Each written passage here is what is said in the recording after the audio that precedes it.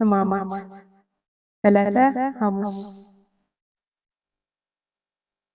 ከትንሣኤ በፊት ያለው ሐሙስ ወይም በዚህ ሰሙነ ሕማማት ውስጥ ያለው ዕለተ ሐሙስ ብዙ ስያሜዎች አሉት።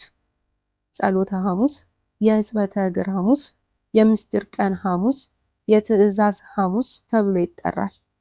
ይህንንም ስም ያገኘበት የራሱ ምስጢራዊ አንድምታና ሀተታ አለው። ጸሎተ ሐሙስ በዚህ ዕለት የተለያዩ ጉዳዮች የተፈጸሙበት በመሆኑ ሊቃውንት የተለያዩ ስያሜዎችን ሰጥተውታል። በመጀመሪያ ጸሎተ ሐሙስ በመባል ይጠራል። ይኸውም ጌታችን መድኃኒታችን ኢየሱስ ክርስቶስ ህብስቱን በባረከ ጊዜ ጸሎት አቅርቦ ስለነበር ከዚህ የተነሳ ጸሎተ ሐሙስ የሚል ቅጽል አግኝቷል።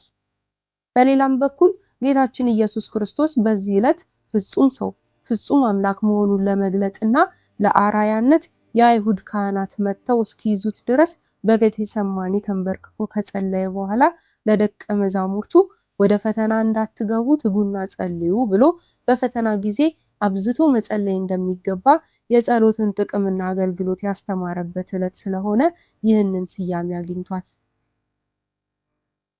ሁለተኛ የሕጽበተ እግር ሐሙስ ይባላል። ይህ ዕለት ሕጽበተ እግር የሚል ስያሜ የተሰጠው ጌታችን በዚህ ዕለት የደቀ መዛሙርቱን እግር ያጠበበት ቀን በመሆኑ ነው። ጌታችን የደቀ መዛሙርቱን እግር በማጠቡ ትህትናውን፣ የይሁዳን እግር በማጠቡ ትዕግስቱን ገልጧል። ይኸውም አርያነትን ያዘለ ትህትናውን ከመግለጡም በላይ የዓለምን ሁሉ ኃጢአት ለማጠብ ወደዚህ ዓለም እንደመጣ ለማጠየቅ ነው።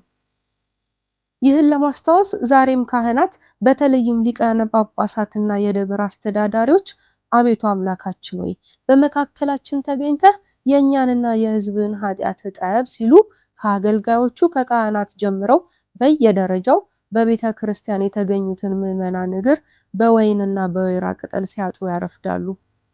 በወይንና በወይራ ቅጠል ማጠባቸውም የራሱ ትርጉምና ምስጢር አለው። ጌታችን ትህትናን፣ ፍቅርን፣ መታዘዝን እንዲሁም የአገልግሎትን ትርጉም ለማስረዳትና ለማስገንዘብ ዝቅ ብሎ የደቀ መዛሙርቱን እግር በማጠቡ ሕጽበተ ሐሙስ በመባል እንደሚጠራ ሊቃውንት ይናገራሉ። ሶስተኛ የምስጢር ቀን ሐሙስ ይባላል። ጌታችን ኢየሱስ ክርስቶስ አዲስ የወንጌል ስርዓተ ቁርባን የመሰረተበትና ስርዓተ ቅዳሴን ያስተማረበት ቀን ነው። ከሰባቱ ምስጢራት አንዱ ምስጢረ ቁርባን ነውና ይህን ምስጢረ ቁርባን ያዘጋጀበት የስምዖን ዘለምጽ ቤት ነው። ደቀ መዛሙርቱ ሄደው ተከትለው መምህር ከደቀ መዛሙርቴ ጋር ፋሲካውን የምበላበት አዳራሽ ወዴት ነው ብሎሃል አሉት። ደስ አለው። ለሚስቱም ነገራት። በ9 ሰዓት ጌታ ደቀ መዛሙርቱን አስከትሎ ሄደ። ከደርቡ ላይ ግምጃ አንጥፎለት ያን እየረገጠ ገብቷል። ወዲያው የፋሲካውን እራት ከበሉ በኋላ ህብስቱን አንስቶ አመሰገነ። ይህ ስለ እናንተ በመስቀል ላይ የሚቆረሰው ስጋዬ ነው፣ እንካችሁ ብሉ ብሎ ሰጣቸው። ጽዋውንም አንስቶ አመሰገነ። ይህ ስለ እናንተ ነገ በመስቀል የሚፈሰው ደሜ ነው፣ እንካችሁ ከእርሱ ጠጡ በማለት እኛ ከሱ ጋር እርሱ ከኛ ጋር አንድ የምንሆንበትን ስርዓት ከጠላት ዲያብሎስ ሰውሮ ለደቀ መዛሙርቱ የገለጠበት ቀን በመሆኑ የተሰጠ ስያሜ ነው።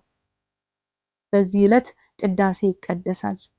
የሚቀደሰውም በለሆሳስ ሲሆን እንደ ቃጭል ሆኖ የሚያገለግለውም ጸናጽል ነው።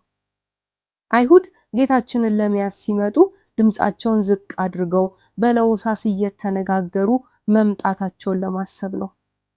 በቅዳሴውም ጸሎተ ተአምኖ ኑዛዜ አይደረግም። ስርዓተ ቁርባን ግን ይፈጸምበታል።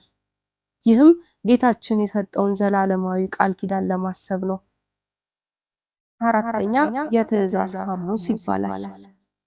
ጌታችን ኢየሱስ ክርስቶስ የሐዋርያትን እግር ካጠበ በኋላ እናንተም እንዲሁ አድርጉ እያለ በተደጋጋሚ ስላዘዘ ይህን ለማስታወስ የትእዛዝ ሐሙስ የሚል ስያሜ አግኝቷል።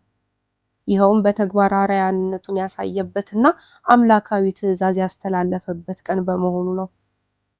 ቅድስት ቤተ ክርስቲያን ጌታችን ያደረገውን ስርዓት ሳትሸራርፍ ሳታዛንፍ ተቀብላ እስካሁን ድረስ ጠብቃ ትገኛለች።